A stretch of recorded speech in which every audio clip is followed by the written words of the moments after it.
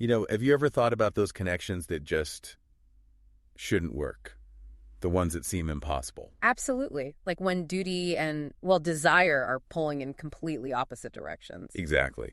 That's pretty much the heart of Twisted Games by Ana Huang, isn't it? This whole dynamic between a princess and her bodyguard. It really is a story that pulls you into thinking about power, boundaries, and how lines can blur. Yeah, if you find those kinds of complex relationships fascinating, you're in the right place. Hey, for another way to look at stories like these, check out Mindful Moments. It's our YouTube channel. Oh, right. They use AI for book analysis. It's pretty interesting. Helps you think deeper about the narratives. It definitely sparks some critical thinking. So, okay, let's dive into Bridget and Rhys, their first meeting. It's not exactly warm and fuzzy. Not at all. Rhys Larsen walks in, her new bodyguard, and right away there's this power play. He tells her she has to move house immediately. Just like that. And Bridget, well, you can feel her bristling, right?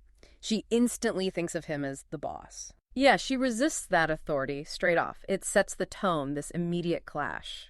And it's shown in those little moments, too, like her sarcasm about his whole strong, silent routine. Or the upside-down book thing. It just highlights how much their personalities grate against each other initially. But it's kind of interesting how that starts to shift, isn't it? It's not instant, but... Well, they're stuck together, right? Forced proximity. But more than that, I think it's Rhys's competence. He's undeniably good at his job. She might not like his orders, but she sees he knows what he's doing when it comes to protecting her. That has to earn some grudging respect.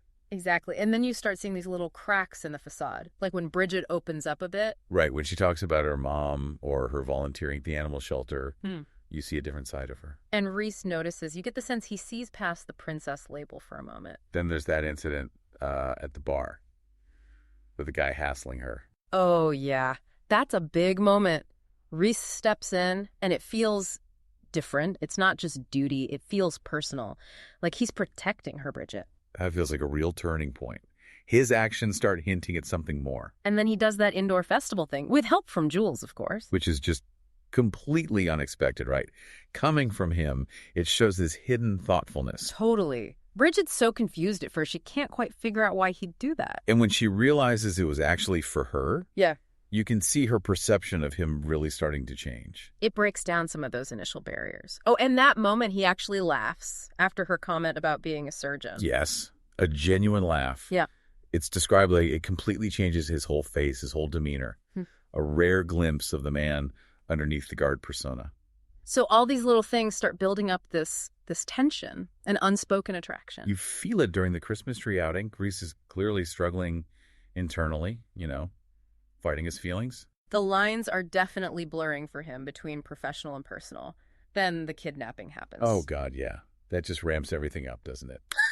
Suddenly, her dependence on him is crystal clear. He's literally her lifeline. That shared danger, his fierce protection, it creates a much deeper, though incredibly complicated bond between them. And even small interactions after that feel loaded, like that scene with the T-shirt and the vest. The air is just thick with electricity, and when he whispers that warning to her in the mirror... Yeah, it's like they're both acknowledging this thing between them, even as they try to fight it. And you have Jules teasing them, which just kind of highlights what everyone else is probably starting to notice, too. It feels almost inevitable, the way things are escalating, which leads to Bridget making her bucket list. Right, kind of on a whim. And Rhys, he agrees to help her with it, which is huge. Especially agreeing to Costa Rica. That feels like them both deciding to step outside their roles just for a bit. Costa Rica becomes this escape pod, doesn't it? A place where she's not Princess Bridget, just Bridget. And they actually do things from her list, like seeing the stars properly, the ziplining. It lets them connect on a different level. Without all the royal protocols hanging over them. But then reality crashes back in. Nikolai abdicating. Suddenly, Bridget's future is completely upended. She's facing huge responsibilities. And that makes her think about extending Rhys's contract, right? Which, let's be honest, probably isn't just about security at that point. Not entirely, no. The timing, the emotions. Yeah. It all leads up to that last night in New York before she has to go back to Eldora. Yeah, the tension is unbearable. All the things left unsaid, the feelings building up.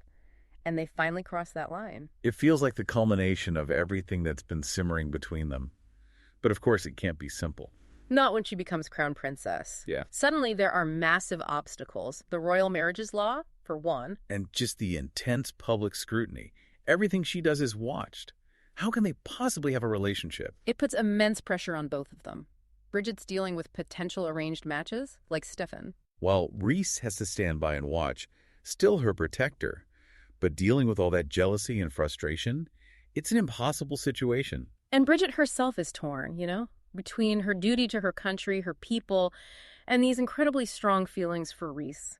But you see her grow stronger through this, more determined to find her own way. Definitely. Even when they meet secretly, like in the library at Nikolai's wedding, it shows they can't just switch off those feelings despite the risks. Then the blackmail attempt really forces the issue, makes the potential consequences terrifyingly real. And her grandfather gives her that ultimatum. It leads to that heartbreaking moment where she actually ends things with Rhys. Just devastating for both of them. You feel his pain when he leaves. But Bridget doesn't just give up. That's what's so compelling about her arc. She realizes she can't live like that, denying her feelings. So she decides to fight, not just for Rhys, but against the whole system, the outdated law.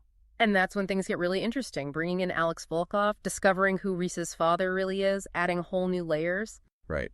It complicates things, but also fuels her fight and her speech. Wow. Her public address to Parliament, so powerful, she takes control, lays it all out, demands change. It's a huge gamble. You feel the tension building up to that vote in Parliament. Will they actually repeal the law? And they do. It's this massive victory, not just for them, but maybe for the whole idea of modernizing the monarchy. It means they finally have a chance, a real chance to build a future together. Which they start doing. They go back to Costa Rica, remember? Yeah. And Rhys buys the villa there. It's like planting a flag saying, this is real. This is ours. It's a commitment to their future on their own terms, and the story ends with her coronation as queen. With Rhys right there, proud. It's such a powerful image of how far they've come, defying all the expectations. Twisted Games really does show how individuals can challenge everything for happiness, doesn't it? We explore themes like this duty, love, freedom quite a bit on our podcast, too. It really makes you think, doesn't it? About that balance between what society expects and what your heart truly wants. And the courage it takes to choose your own path. Definitely food for thought. So we really hope you enjoyed this look into Bridget and Rhys's story. If you did, please subscribe to our channel, maybe share it with friends who love these kinds of complex character stories. And if you want to read the book yourself, there's a link in the description to purchase Twisted Games. Most importantly, keep thinking critically about the stories you consume, the characters, and the choices they make. It's what makes reading so rewarding.